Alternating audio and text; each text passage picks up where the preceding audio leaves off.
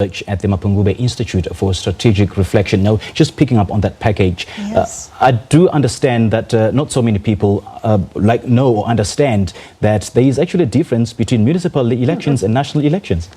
Yes, one could really confuse it and think these must be local government elections that we've got running here. But the voters, the citizens, are really just so thankful to almost be guaranteed the attention of the politicians. And come election time, the media are there. They can go on media and maybe get the politicians, senior politicians even, to come and visit and address them and see the conditions. Yes, conditions are probably so widespread across the country in thousands of little communities or bigger communities, but anybody who sees the opportunity to get the politicians to take notes. Because granted, these people have been waiting for a long time. There have been some services, some advantages, yes, others not. And they will use every opportunity to get the politicians there. And the local issues are being pulled right into the national issues of this election. But the politicians have also been encouraging it.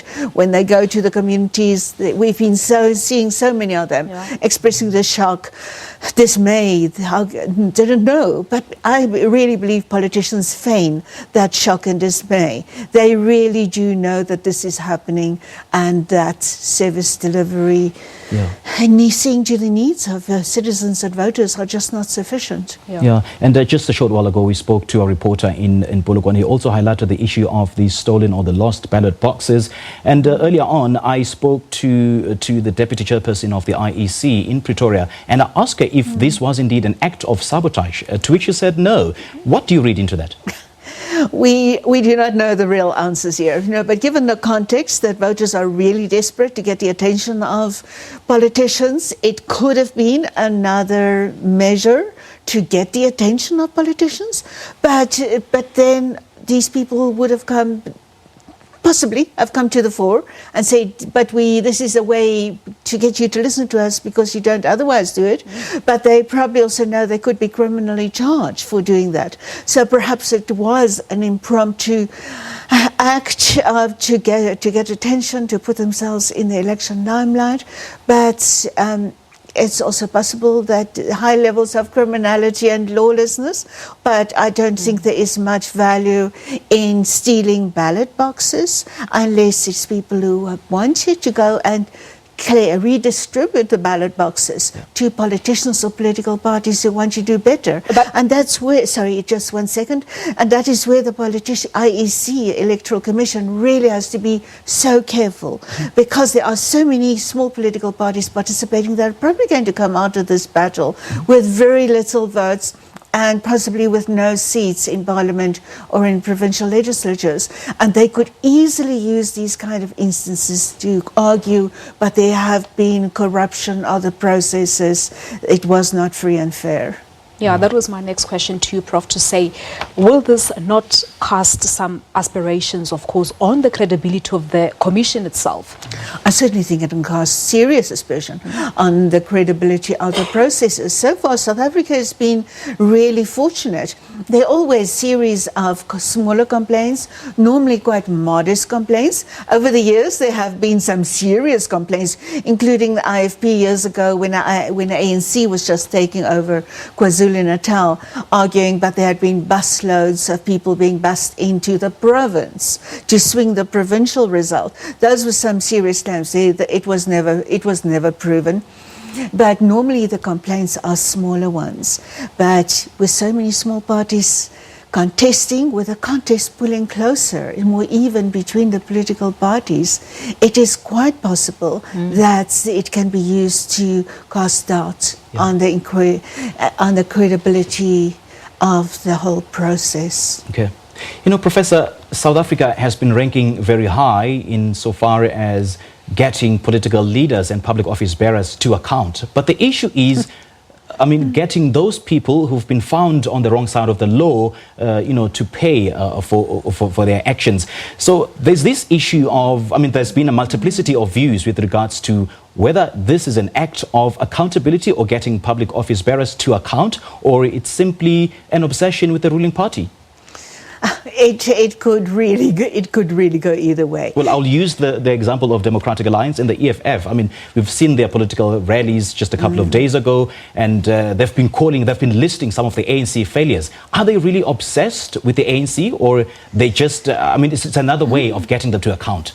Yeah, it's probably absolutely both. But there is an obsession with the ANC and with showing the faults and the mistakes and shortcomings of the ANC, because the ANC is holding so many other voters in its camp. And for opposition parties to make any progress, they have to chip away at that block.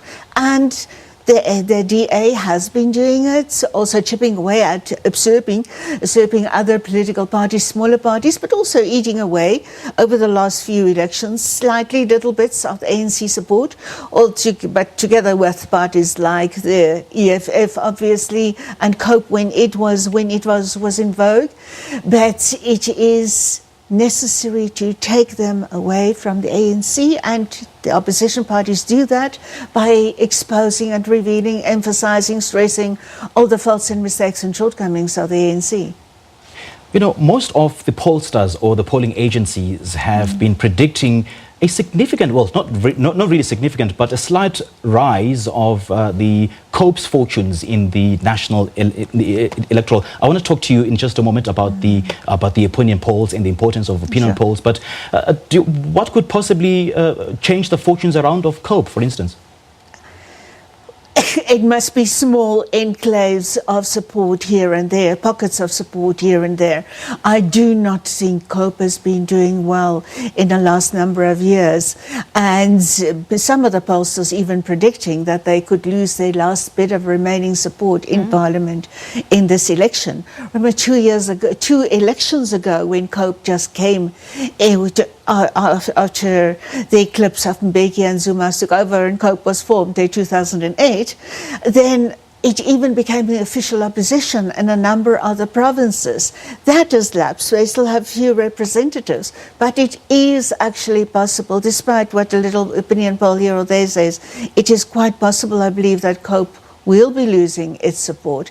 It has not been maintaining high profile. We know it had its leadership struggles and battles that really just demolished that party. Bazima Shilowa, Tera Lakota, that duel that took place over several years there.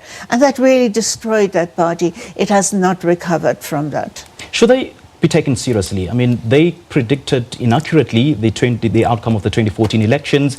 For instance, in Britain, they predicted incorrectly about the Brexit the Brexit election, and of course, in the United States, they also predicted inaccurately. So, should they be taken seriously? How significant are these opinion polls insofar as swaying public sentiment? You know, they can sway seriously. There are 2 effects that we talk about in polling: the underdog or the bandwagon effect. An underdog is, let's say, for example, the Institute of Race Relations with their opinion poll are saying, the ANC is doing so poorly. It could have the inverse effect by saying people rallying to the ANC's rescue and backing the underdog. However, on the bandwagon effect, it could also be that through that poll that shows the ANC as in a marginal position around the 50%, that people say, we don't want to vote for a loser, let's vote for other parties that are going to do better.